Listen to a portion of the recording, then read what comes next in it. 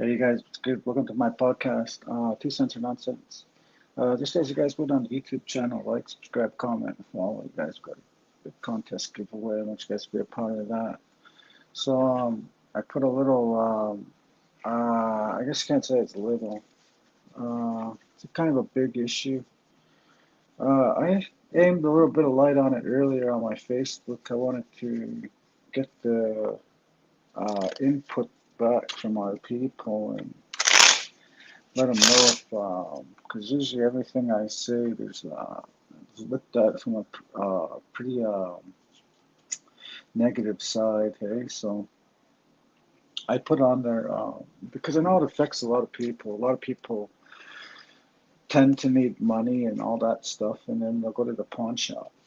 And the pawn shop is where, like, it's supposed to be able to help you guys, and it's difficult when like paying like shit. This kid got a fucking was a PS5 when they first came out. I went in there. I was trying to pawn my iPhone. That fucking kid ended up telling the owner there, or the owner there told him, "I'll give you what I gave you last month for it." He said, "What did I give you for it last month?" He's like, "I gave you 130."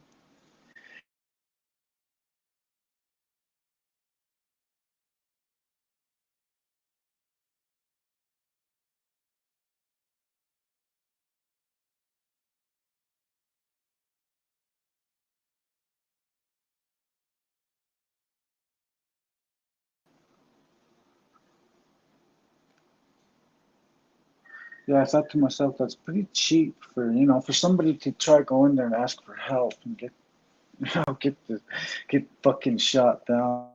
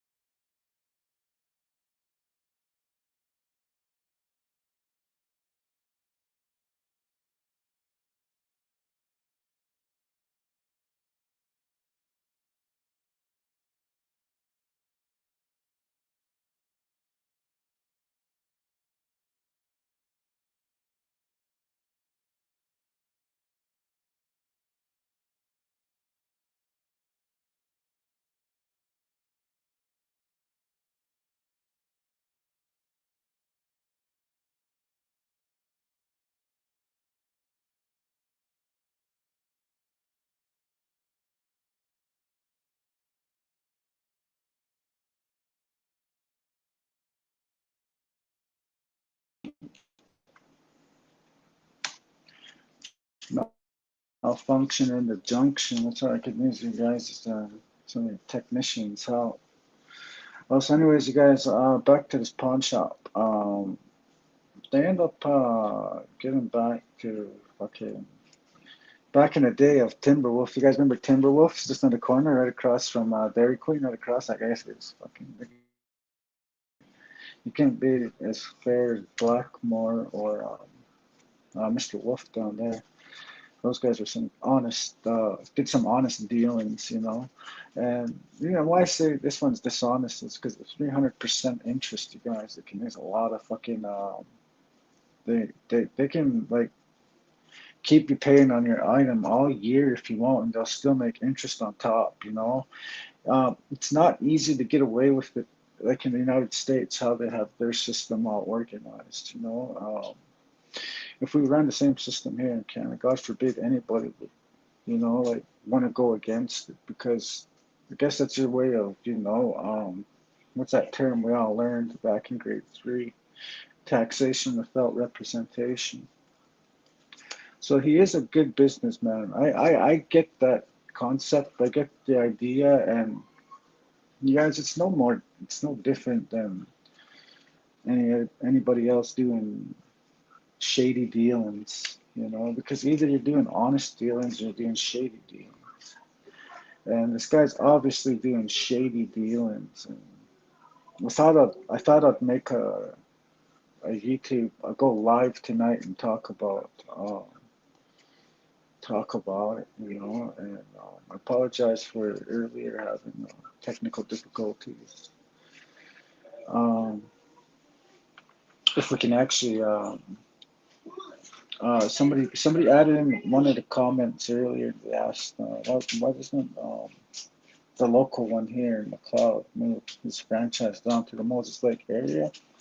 It's a good idea, you guys, but in order to do that, you need a BCR. BCR is a band council resolution, and basically just a meeting that everybody comes together, and then they'll basically say if you're worthy enough to have a business on the reserve.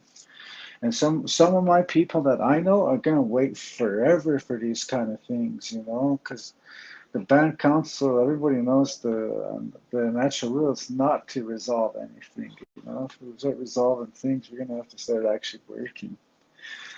God forbid that. Well, yeah, you guys, that's what we have to get in order for us to get a business like that move to the reserve. And for some reason, you guys, so easy. Like this exotic one that had the pharmacy in Cardston. That we're gonna be doing a video on that, you guys, too. I don't like the way Cardston treated him, and they said a lot of natives were hanging out at his pharmacy, and that's what caused the closure of the alleyway. They said that there was dealings there, and like it's all our people's fault. Oh man, I hate that concept. Anyways, people like him just get to move onto the reserve. They moved their pharmacy onto the fucking plaza. You guys know, if you guys been keeping up with my channel, you guys know that I've been trying to get a fucking building at that plaza for my sandwich shop. And every year I get told that, I get told, yeah, fill out the paperwork, and then fucking it doesn't go down like that. So the reserve's always going to run its system like that. And I thought to myself, nothing will ever change in that area. So my point is, members like myself or like my buddies, they can't get BCRs and um, when it comes to starting our own business on the reserve. So in order for us to get a business, we got to get the band council resolution. And that's nearly impossible, you guys. That's what they don't say. So you guys must be wondering why. Okay, well, why don't you just do it, Eric? Like if you got the resources, just do it. You're right. I can just do it, but I can't just get a building at the plaza. If I go and just if I try and get a business license, they're gonna say that it's not applicable because I'm on reserve. So they're gonna in turn tell me to talk to my maybe leadership or whoever's a part of the economics. That piece of shit. Fucking whatever his fucking name is on the reserve. Rob Crow. And we're gonna wait forever, you guys. And I don't think that we should have to wait forever just to get a business going. You guys got a good idea. You guys got the concept. You guys got the business plan. Put it on the table, lay it out, man, and it'll just play itself out. Especially if it's good business, you guys. I know a lot about business, just because I've been caught dabbling on the wrong side of the railroad doesn't mean that I don't know nothing about business, you guys. Because that in its own entity ain't just easy to jump on board and say, okay, well, this is what we're gonna do too. It takes great business to run a business. It doesn't matter if it's illegal or legal, you guys.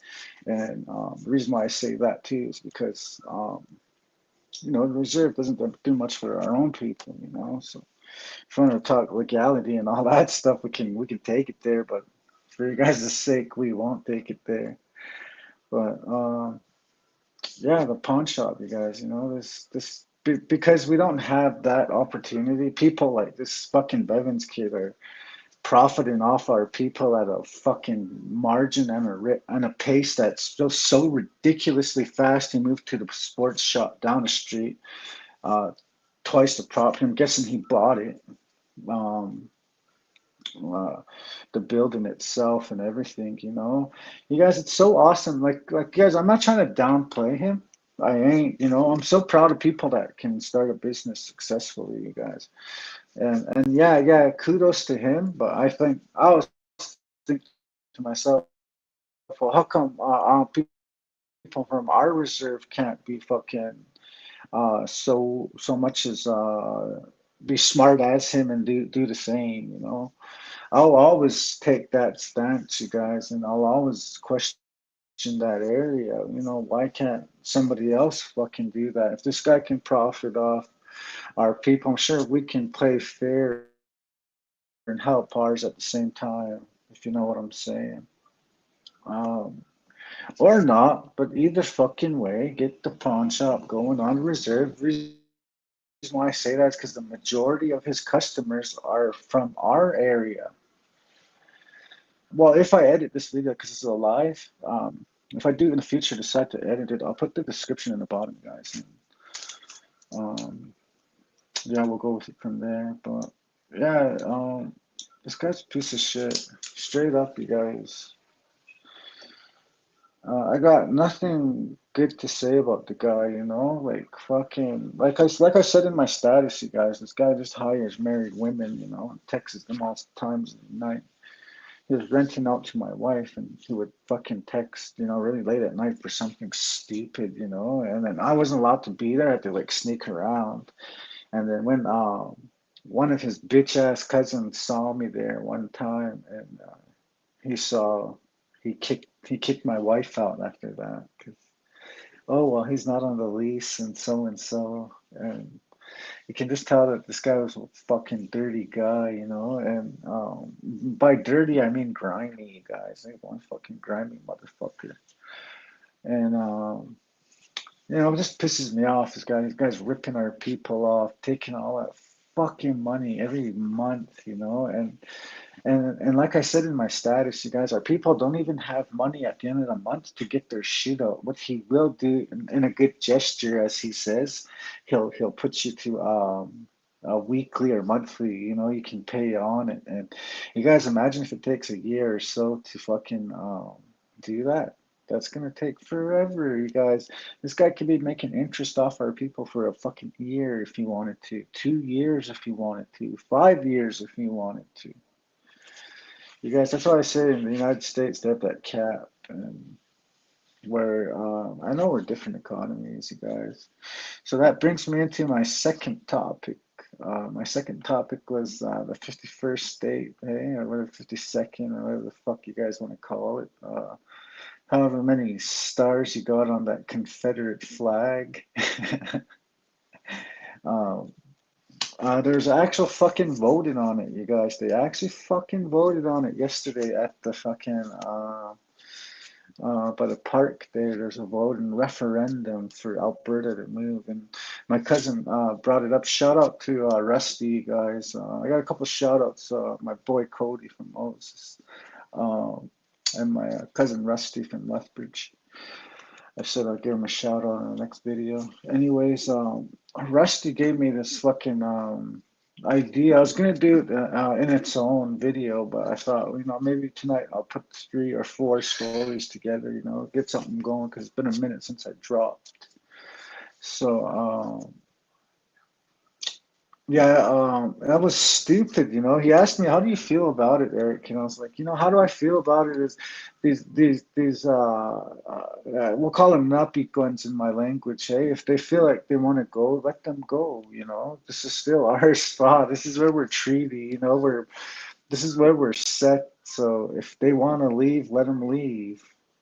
But that doesn't mean that we don't have to fucking take our land and territory and turn it into the United States of America, which wouldn't fucking make sense at all. That would leave precedent, and people will start using it for future separations for their bands. And you know, this could cause sovereignty amongst all these reserves in Canada, leading to chaos. The government has no control on these fucking Indians anymore. Sometimes you guys, sometimes choosing that could be, you know, the right thing to do. How do you guys feel about it? I ask, because all I can tell you guys is how we get money. If people want to ask, Eric, how does the Canadian government give us money? I can explain that to you guys. Um, but you guys, my question to you guys is how do you guys feel about it? Because not only does that this leads to a lot of trouble for the Canadian government, you guys. I'm surprised the Canadian government even let this referendum go about, you guys, because you guys, that's a big decision to make, especially for anybody. And I just thought to myself, it's fucking stupid, you guys. Why the hell would we want to move or become the 51st state, and fucking live off fucking welfare cards and stuff like that? It's bad enough we have it hard here in Canada. Why would we want to have it rough like the United States, you guys? Because their economic system, you guys, is the rich will get richer and the poor will get poorer. In Canada, it's kind of like we're gonna get rich and we're gonna stay rich, and you middle class people are gonna stay middle class, and you poor people are just gonna stay poor. Doesn't mean we're gonna get poorer like the states, where they cut off all financial funds, as in monetary. Um, People don't realize how difficult that is. Sometimes we have to pay bills in cash or get something in cash. And, that would fuck us right up. And I doubt our leaders would allow that. I think I don't have the more trust in these motherfuckers than you guys think that I don't. Because I do trust them, God. I do trust them to make decisions for us. I just don't trust them with my life in their hand. That I would not do. So, yeah, that's my second topic. I don't know if I had a third topic. No, I think that's it, you guys. So we'll probably wrap her up here at 17 minutes. You guys, my podcast is kind of just like I'm kind of just like shifting over from Esme&Eric's YouTube channel to the basically now we're gonna have it strictly podcast, 2 cents or nonsense. I don't want to politicize my daughter's channel before she can even have a chance at it, you guys. So we're still gonna have Esme&Eric's YouTube channel, you guys, and we're still gonna have fun videos and searches and all that stuff. And before my channel, because it's growing, and I appreciate it, and I don't want to politicize it totally. So it's basically just a name shift. So just wanted to let you guys know on that. So once again, like, subscribe, comment, and follow, you guys, and I'll keep pumping out some content like this, and I'll see you guys on the next one. Peace out from your boy.